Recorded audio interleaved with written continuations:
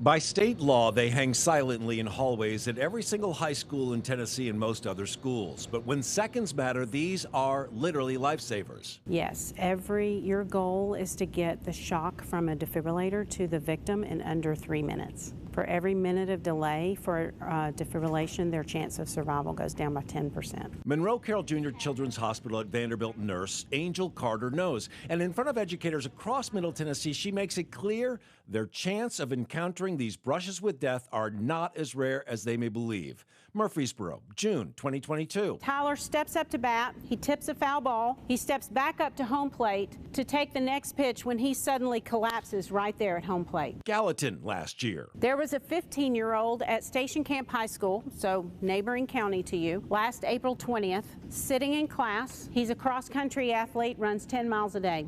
Great shape. He's sitting in class talking to a friend when all of a sudden he slumps and falls face first on the desk. Nashville 2022. As a kid at Jonathan Edwards Classical Academy, which is in North Nashville, they had just gotten some training 2 weeks prior, and then on August 13th, he was running laps around the parking lot out in front of the school with his team when he suddenly stumbled and fell. Well, his coaches saw that and were already like, wait a minute, that didn't look right. Angel's mission: get educators comfortable with the AED technology and compression CPR before it's ever needed. Today, in front of coaches and other staff at Lebanon High. You know, they're pretty easy to use. They're designed to be used by anyone with a second grade education or higher because they give you both audible and visual prompts. And there's pictures on the pads, but it's such an intense, high adrenaline sort of situation that your brain is not always processing the information that it's seeing and hearing.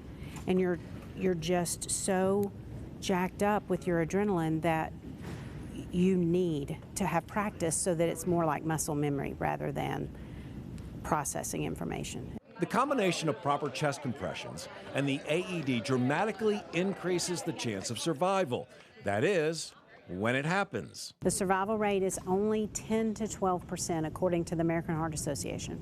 And we're not moving the needle on that as a nation. It's been that for years. The reason they say that only about 30% of cardiac arrest victims get what they need at the scene, which is CPR, and less than 5% get the use of an AED. The training goes fast. Lebanon High staff get a chance to see the AED in action, and then a little practice with compression reps. The need for this type of training is not lost on J.D. Lakeman, head cross-country coach at Lebanon High. It does, and the event is going to be stressful, so it's good to do it in sort of a less stressful environment, and you can make mistakes, and it's okay here. Yeah, hopefully never needed to use something like this, right? That's it. I'd be happy if I never have to use it. Yeah. And then on to the next class. So that was pretty interesting to watch the training that happened over there at Lebanon High School. Apologize, hold on a second. Did you learn how to use it, or do you know how to use it? Is it?